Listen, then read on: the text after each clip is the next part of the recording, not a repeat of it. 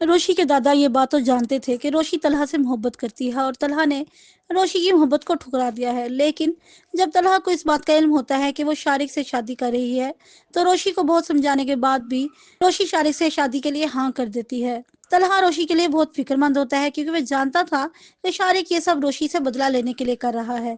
फिर तलहा रोशी के दादा से बात करता है और इन्हें शारिक की तमाम असलियत बताता है, तो दादा जान बहुत परेशान होते हैं और इस परेशानी में इन्हें कुछ समझ नहीं आता। फिर तलहा रोशी के दादा से कहता है, शारिक एक बदकिरदार इंसान है और मेरे खास मुलाजिम ने मुझे बताया है कि शारिक रोशी को ब्लैकमेल कर रहा है। उसके पास रोशी की फेक वीडियो है। शारिक ने रोशी को धमकी दी है कि अगर रोशी ने शारिक से शादी ना की तो वो ये वीडियो सबको दिखा देगा।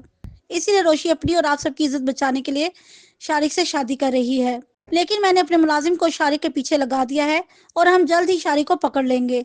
मैं आपको ये सब इसलिए बता रहा हूँ कि आपने इस बात का जिक्र किसी से नहीं करना।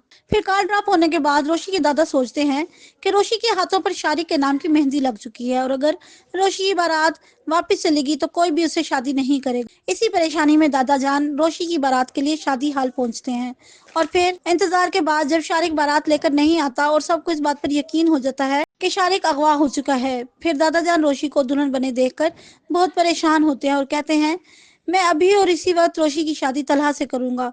दादा जान के मुंह से ये बात सुनकर सब हैरान हो जाते हैं, लेकिन जाहिद अंकल की तो जैसे दिली मुराद पूरी हो जाती है और वो बहुत खुश होते हैं। फिर जाहिद साहब रोशी के दादा से कहते हैं, मुझे रोशी शुरू से ही पसंद थी और मैं चाहता था कि ये मेरी बहू बने। फिर रोशी अपने दादा की बात मान लेती है और रोशी और तलहा का निकाह हो जाता है। फिर तलहा भी रोशी को पाकर बहुत खुश हो जाता है। वहीं दूसरी तरफ रोशी इस शादी से खुश नहीं थी, क्योंकि उसे लग रहा था कि उसे जबरदस्ती सर तलहा के सर थोप दिया गया है।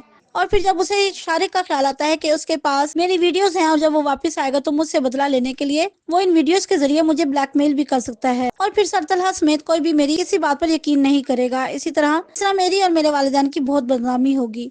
अगर वीडियो पसंद आए तो चैनल को सब्सक्राइब और वीडियो को लाइक एंड शेयर करना मत भूलिएगा। शुक्रिया।